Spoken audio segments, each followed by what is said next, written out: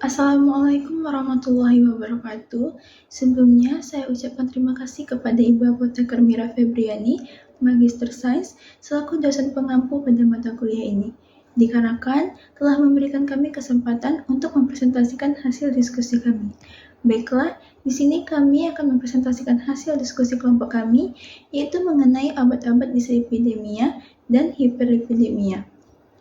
Sebelumnya, izinkan kami memperkenalkan diri terlebih dahulu. Perkenalkan, nama saya Auzia Zahdatul Amin dengan NIM 2301105. Saya selaku moderator yang bertugas. Dan rekan-rekan saya yaitu Evlia Adini Aninarti dengan NIM 2301114, Vanessa Putri Destari dengan NIM 2301121, Medina Eka Farah Nirmala Dewi dengan NIM 2301127, Pelangi Amanda Putri dengan NIM 2301132, Suci Hanisha Fitri dengan NIM 2301143, dan yang terakhir ada Wila Herfaresti dengan NIM 2301145. Baiklah, selanjutnya kepada penyaji yang pertama, dipersilahkan. Baik, di sini ada dislipidemia. Dislipidemia ini adalah gangguan transport lipid akibat kelainan sintesis atau degradasi lipoprotein. Dislipidemia ini ditandai dengan peningkatan abnormal konsentrasi darah dan lipoprotein yang relevan secara klinis, seperti lipoprotein densitas rendah atau LDLC, lipoprotein kolesterol densitas tinggi atau HDLC, dan triacylglycerol atau TAGS. Perubahan lipid ini sering dikaitkan dengan peningkatan risiko kardiovaskular dengan etiopatogenesis beberapa gangguan kardiometabolik seperti diabetes, steatosis hati, dan pankreatitis. Nah, dislipidemia ini dibagi menjadi dua tipe. Yang pertama ada tipe primer, yaitu disebabkan karena adanya masalah genetik berupa mutasi protein reseptor yang bisa disebabkan oleh cacat gen tunggal atau monogenik ataupun beberapa gen atau poligenik. Lalu yang kedua ada dislipidemia sekunder. Ini adalah kondisi yang disebabkan oleh penyebab lain, misalnya beberapa perubahan pola makan serta kurangnya aktivitas fisik yang tepat. Lalu ada hiperlipidemia. Hiperlipidemia ini merupakan kondisi di mana kadar lipid dalam darah yang melebihi batas normal. Hiperlipidemia ini adalah peningkatan kadar lemak dalam darah karena sering terjadi peningkatan fraksi lipoprotein atau hiperlipoproteinemia. Hiperlipidemik ini disebut juga dengan hiperkolesterolemia dan hipertrigliseridemia. Hiperlipidemia ini juga terbagi menjadi dua. Yang pertama ada hiperlipidemia primer, merupakan hiperlipidemia yang terjadi akibat predisposisi genetika atau keturunan. Lalu hiperlipidemia sekunder ini merupakan akibat penyakit lain, misalnya diabetes mellitus, hipotiroidisme. Hiperkolesterolemia ini adalah gangguan yang paling terjadi sekitar 5% kasus bersifat familial, tetapi sebagian besar kasus ini tidak diketahui penyebabnya. Baiklah, selanjutnya penggolongan obat dan mekanisme kerja obat. Yang pertama ada statin inhibitor HMG CoA reduktase. Mekanisme kerjanya, dia menghambat enzim HMG CoA reduktase yang merupakan enzim penting dalam sintesis kolesterol di hati. Dengan menghambat enzim ini, produksi kolesterol di hati berkurang sehingga kadar LDL kolesterol dalam darah juga turun. Lalu yang kedua ada fibrat agonis PPAR alfa. Mekanisme kerjanya meningkatkan aktivitas enzim lipoprotein lipase yang berfungsi memecah trigliserida menjadi asam lemak bebas. Selain itu, fibrat juga meningkatkan kadar HDL kolesterol. Yang ketiga ada resin pengikat asam empedu. Mekanisme kerjanya mengikat asam empedu di usus sehingga tubuh harus memproduksi lebih banyak asam empedu dari kolesterol. Akibatnya kadar LDL kolesterol dalam darah menurun. Yang keempat ada inhibitor absorpsi kolesterol. Mekanisme kerjanya, ezetimibe bekerja dengan menghambat protein NPC1L1 atau Niemann Pick C1 like 1 yang berperan dalam penyerapan kolesterol di usus kecil. Dengan mengurangi penyerapan kolesterol dari makanan dan empedu, ezetimibe menurunkan kadar kolesterol total dan LDL. Lalu yang kelima, niacin atau vitamin B3. Mekanisme kerjanya menurunkan produksi VLDL, very low density lipoprotein, di hati dan meningkatkan kadar HDL kolesterol. Yang keenam, inhibitor PCSK9. Mekanisme kerjanya menghambat protein PCSK9 yang berfungsi memecah reseptor LDL. Dengan menghambat PCSK9, jumlah reseptor LDL di permukaan sel meningkat, sehingga lebih banyak LDL kolesterol yang dapat diangkat dari darah. Terakhir, asam lemak omega 3. Mekanisme kerjanya, omega 3 menurunkan produksi trigliserida di hati dengan menghambat sintesis FLDL, very low density lipoprotein, partikel yang membawa trigliserida dalam darah dan juga dapat meningkatkan sedikit kadar HDL.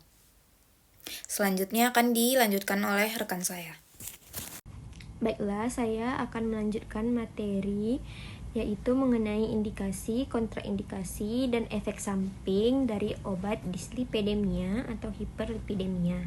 Obat-obatan dislipidemia atau hiperlipidemia umumnya digunakan untuk menurunkan kadar kolesterol atau lemak dalam darah.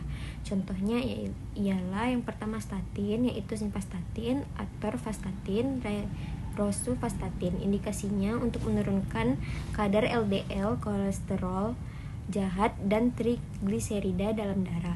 Digunakan pada pasien dengan risiko tinggi penyakit jantung dan stroke. Kontraindikasinya yang pertama penyakit hati aktif, kehamilan dan menyusui, hipersensitivitas terhadap obat statin. Selanjutnya adalah efek samping umum dari obat statin. Yang pertama nyeri otot atau lemah otot atau yang disebut dengan myalgia. Yang kedua masalah pencernaan seperti mual, diare atau sembelit. Lalu ada peningkatan enzim hati, pada beberapa kasus dapat menyebabkan kerusakan hati. Lalu ada sakit kepala dan pusing. Efek samping seriusnya berupa rhabdomyolysis atau kerusakan otot parah yang dapat menyebabkan gagal ginjal. Lalu peningkatan risiko diabetes tipe 2 pada beberapa individu. Obat hiperlipidemia yang kedua ialah fibrat atau gemfibrozil atau fenofibrat. Indikasinya yang pertama menurunkan trigliserida yang sangat tinggi, lalu meningkatkan kadar HDL atau kolesterol baik. Kontraindikasinya berupa penyakit hati atau ginjal berat, disfungsi kantung empedu, hipersensitivitas terhadap fibrat. Lalu efek samping dari obat fibrat tersebut ialah efek samping umumnya berupa gangguan pencernaan seperti mual, diare, sakit perut, lalu nyeri otot atau lemah otot, sakit kepala, dan peningkatan enzim hati. Efek samping seriusnya yaitu batu empedu, kerusakan hati, miopati atau gangguan otot yang jika digunakan bersamaan dengan statin. Di sini saya akan membacakan materi selanjutnya yaitu yang ketiga ada ezetimibe. Indikasinya mengurangi kadar kolesterol LDL dengan menghambat penyerapan kolesterol di usus. Digunakan bersama statin atau sebagai monoterapi jika statin tidak cocok. Kemudian kontraindikasi penyakit hati aktif jika digunakan bersamaan dengan statin. Hipersensitivitas terhadap ezetimibe. Kemudian ada efek samping umumnya seperti nyeri otot atau sendi, nyeri perut, diare atau gangguan pencernaan, kelelahan dan sakit kepala. Kemudian ada efek samping serius seperti peningkatan enzim hati, reaksi alergi seperti ruam, gatal, dan bengkak. Kemudian yang keempat itu ada niacin atau asam nikotinat. Indikasi meningkatkan HDL dan menurunkan trigliserida, mengurangi risiko aterosklerosis atau penyempitan pembuluh darah. Kontraindikasinya penyakit hati atau ulkus peptikum aktif. Kemudian penyakit asam urat yang tidak terkontrol.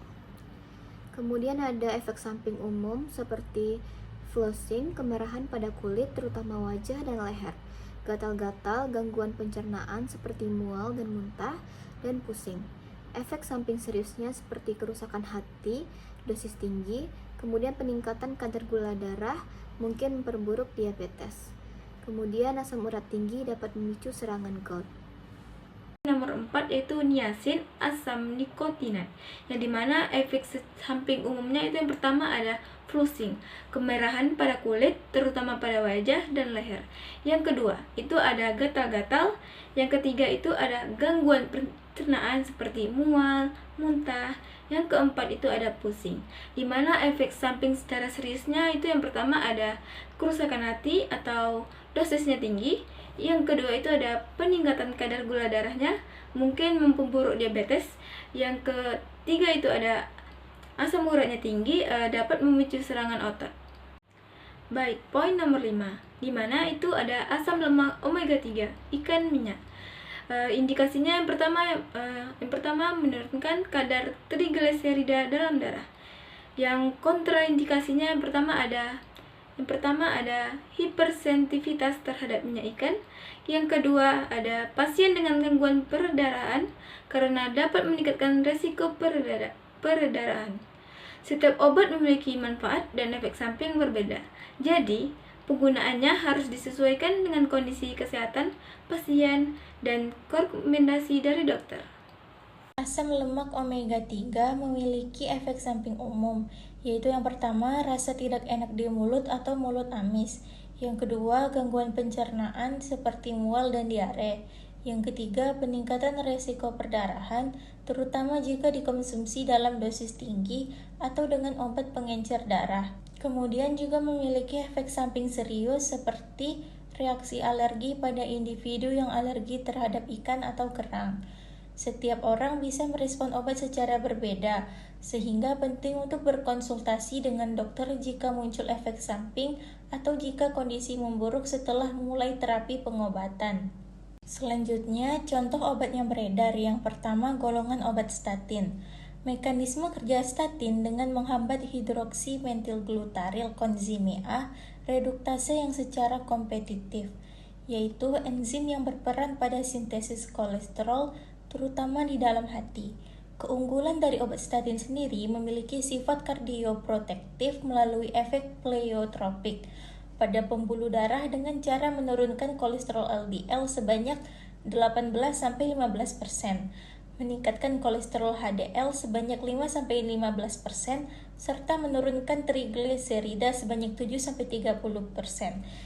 Statin dikelompokkan menjadi 3 bagian, yaitu yang pertama, statin dengan intensitas rendah, yaitu simvastatin 10 mg. Kemudian pravastatin 10-20 mg, lovastatin 20 mg, dan fluvastatin 20-40 mg. Golongan yang kedua merupakan golongan obat fibrat. Fibrat merupakan obat penurun trigliserida yang dimana berlawanan dengan statin. Fibrat biasanya direkomendasikan sebagai obat utama dalam pasien dengan hipertrigliseridemia. Fibrat bekerja dengan cara mengaktifkan peroksisom proliferator activate receptor yang merupakan subkelompok dari ketiga faktor transkripsi yang teraktivasi oleh ligan serta berperan dalam metabolisme lipid dalam tubuh.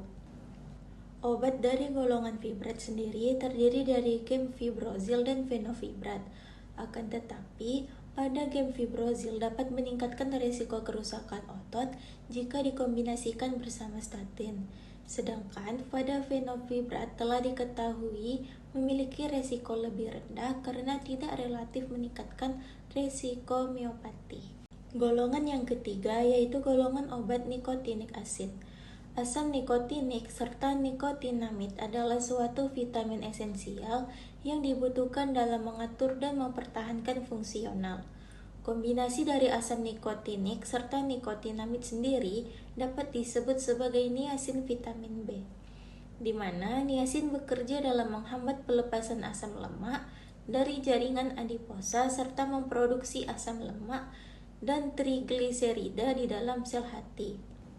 Niacin juga dapat mengurangi penyerapan partikel HDL-APOAL serta dapat meningkatkan efisiensi transportasi kolesterol terbalik antara partikel HDL serta jaringan pembuluh darah. Golongan yang keempat yaitu golongan bile acid sequestrans atau BAS.